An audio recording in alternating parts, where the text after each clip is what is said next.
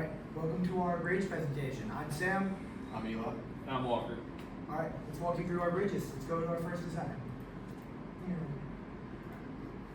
Our first design did not end up very well. For our first design, we could not figure out how to change the spots with compression, and our design kept getting bent in different places. It ended up being very frustrating, and there's my face after we have multiple bent parts.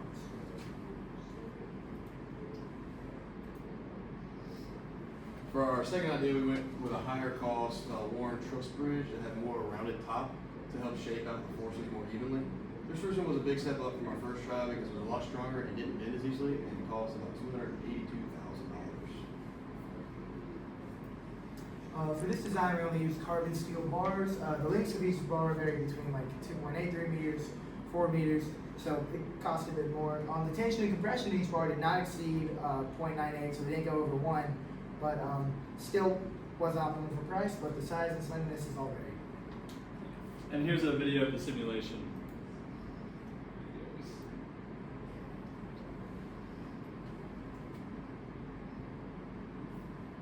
Alright, as you can see in that video, it is not very stable. It's dropping down, and that's just not something that you would ideally want a truck to actually be driving over.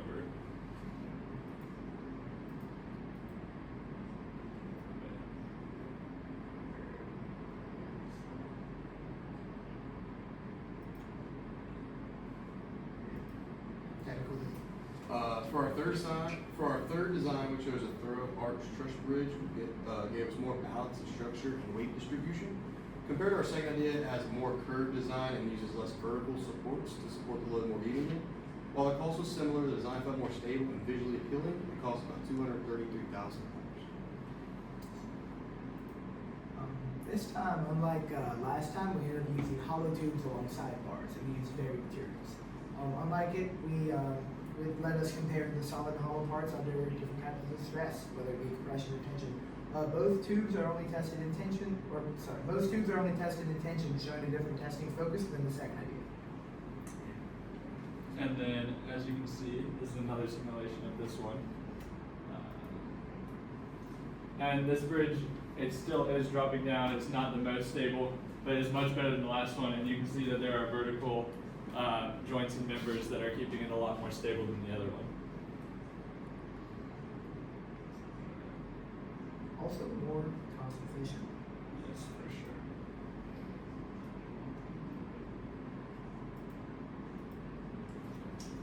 For our final design, we chose to stick with the thorough arch truss bridge, which continued to give us more balanced structure and better weight distribution.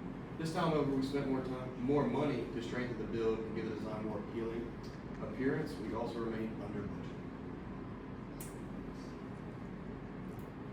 So the third idea, we also continued with both bar and tube shapes with larger material from last time. That way we get more stability and less grooviness. Next to the tension and compression forces are even less noticeable, and the safety of our bridge is undeniable.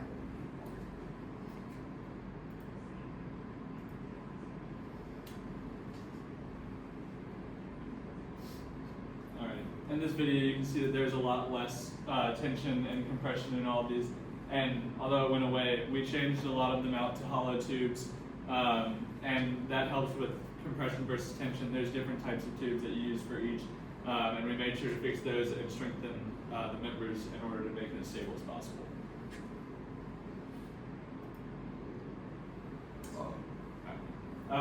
And overall, compared to our last three designs, we have determined that this was our best bridge. The durability, style, and reliability of this design was clearly our best, while simultaneously remaining under budget. Conclude. After trial and error, we found that even if a bridge is functional, it can always be redesigned and improved. Our final design took work, and we're proud of what we created. Thank you for watching. Thank you.